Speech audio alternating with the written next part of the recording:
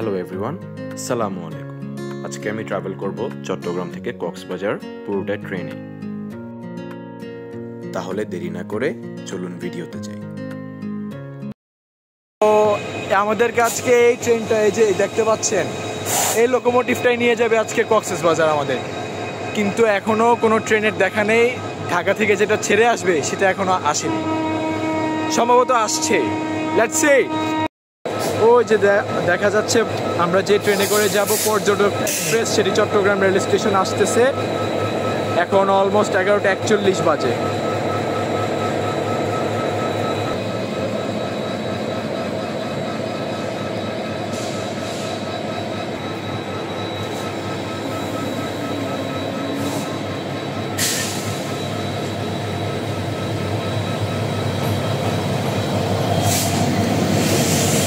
এই লোকোমোটিভটি একটু পরে খুলে ফেলা হবে এবং এই লোকোমোটিভটি সামনে লাগানো হবে অলরেডি।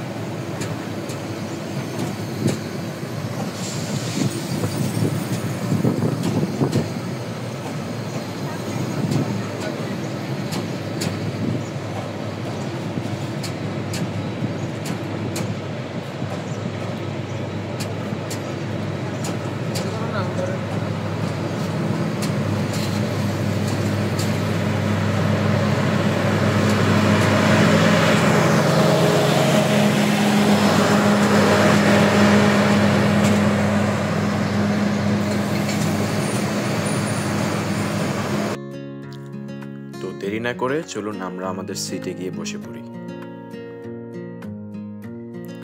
দেখতেই পাচ্ছেন সবাই সবার সিট খুঁজতে ব্যস্ত। এই কোরিয়ান কোচগুলোর একটা মজার বিষয় হচ্ছে প্রতিটা সিটের সাথে চার্জিং আউটলেট আছে।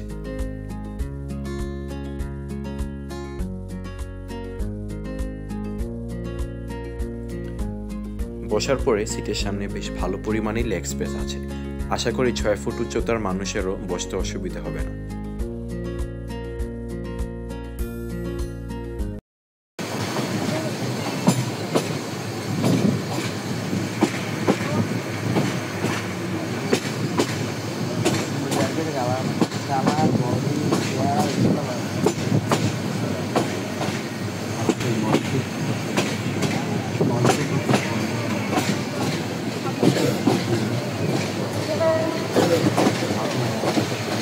ট্রেনটি এখন ঢুকে যাবে হচ্ছে 16 শহর রেল গেটের 16 শহর লাইনের ভিতর দিয়ে, যে লাইনে চট্টগ্রাম বিশ্ববিদ্যালয় শাটল ট্রেন চলে।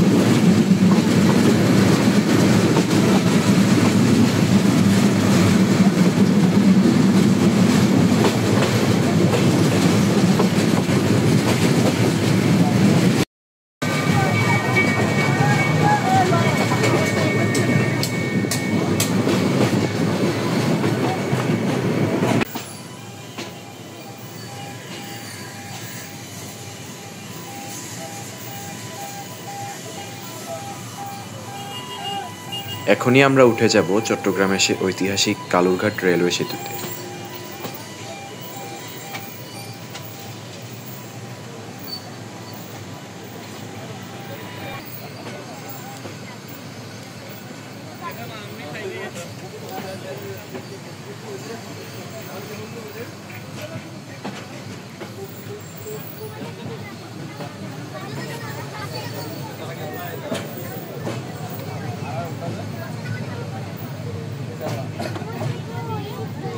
উনিশশো 1914 সালে প্রথম বিশ্বযুদ্ধ চলাকালীন সময় বার্মা ফ্রন্টের সৈন্যদের গাইড করার জন্য কর্ণফুলী নদীর উপরে একটি সেতু নির্মাণের প্রয়োজনীয়তা দেখা দেয়, যার জন্য 1930 সালে এই ব্রিজটি ব্রুনিক and company bridge builders Howrah দ্বারা নির্মাণ করা হয়।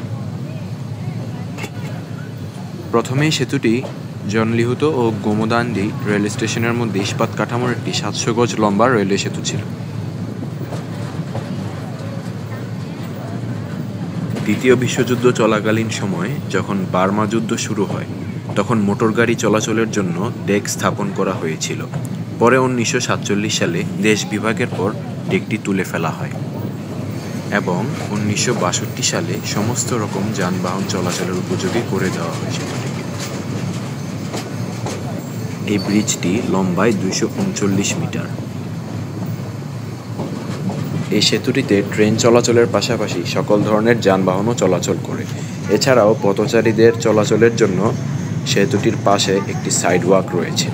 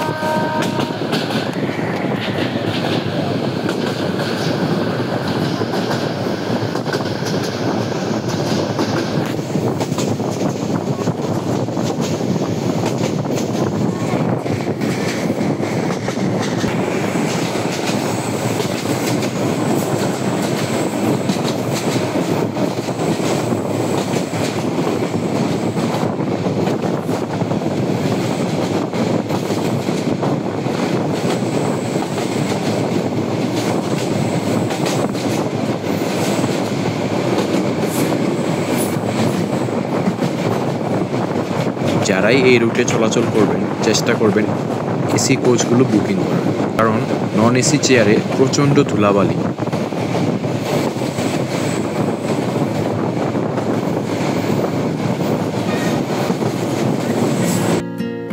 এখনই আমরা অতিক্রম করলাম চট্টগ্রামের সাতকানিয়া রেলওয়ে স্টেশন।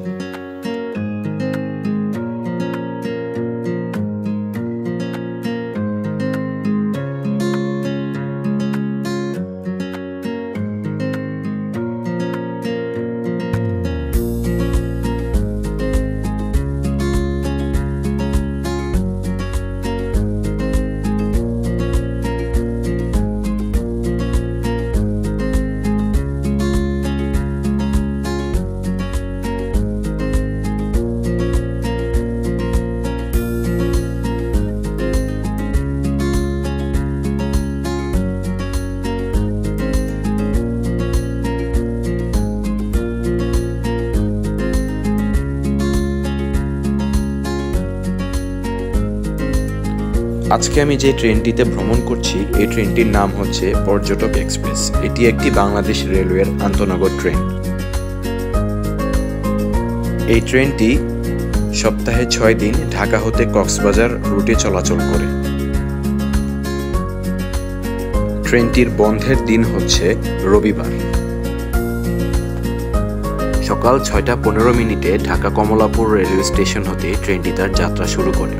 যাত্রাপথে সে শুধু দুটি স্টেশনে দাঁড়ায়, ঢাকা বিমানবন্দর এবং চট্টগ্রাম স্টেশনে তার লোকো রোটেশনের জন্য।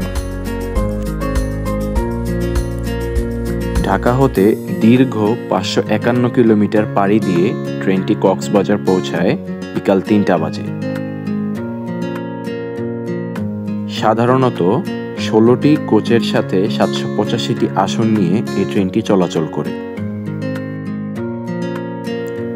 কিন্তু যাত্রীর চাপ বাড়লে ট্রেনটিতে 19টি কোচ যুক্ত করা হয়, তখন এর আসন সংখ্যা গিয়ে দাঁড়ায় 885টিতে। কক্সবাজার হতে রাত 8টায় ট্রেনটি ছেড়ে যায় ঢাকার উদ্দেশ্যে এবং ঢাকা গিয়ে পৌঁছায় ভোররাত 4:30। ঢাকা থেকে কক্সবাজার শোভন চেয়ারের ভাড়া হচ্ছে 695 টাকা এবং স্নিগ্ধার ভাড়া বা যেটাকে আমরা এসি চেয়ার বলে থাকি তার ভাড়া হচ্ছে 1325 টাকা। এসি সিটের ভাড়া হয়েছে 1590 টাকা এবং রাতে যখন কক্সবাজার থেকে ঢাকা ছেড়ে যায় তখন এসি সিট হয়ে যায় এসি বার্থ, তখন এর ভাড়া হয় 2380 টাকা। এছাড়াও চট্টগ্রাম থেকে কক্সবাজার এই ট্রেনটিতে যাওয়া যায়। চট্টগ্রাম থেকে কক্সবাজার ট্রেনটির ভাড়া হচ্ছে শোভন চেয়ারে 250 টাকা, স্নিগ্ধা বা এসি চেয়ারে 470 টাকা, এসি সিটে 565 টাকা এবং এসি বার্থ 845 টাকা। ট্রেনটি চট্টগ্রাম থেকে ছেড়ে যায় দুপুর 12টায় এবং তার কক্সবাজার পৌঁছাতে সময় লাগে 3 ঘন্টা, যেতে যেতে বেজে যায় 3টা। আবার কক্সবাজার থেকে ছেড়ে আসে রাত 8টায়, চট্টগ্রাম এসে পৌঁছায় রাত 11টায় বা 11:30টায়।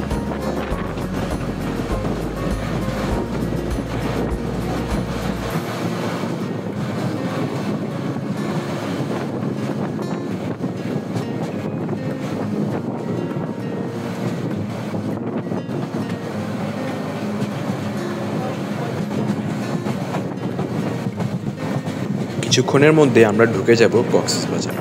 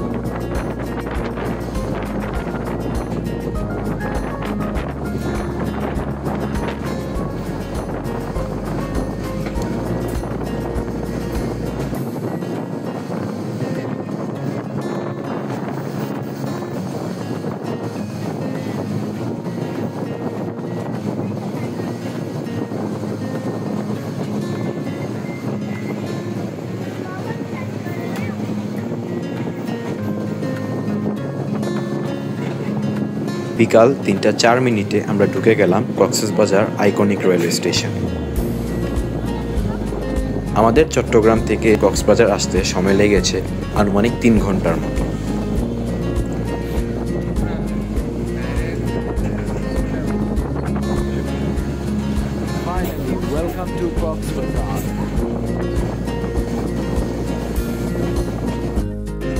ফাইনালি বিকাল অলমোস্ট 3টা বাজে পর্যটক এক্সপ্রেস আমাদেরকে নামাই দিয়ে গেল।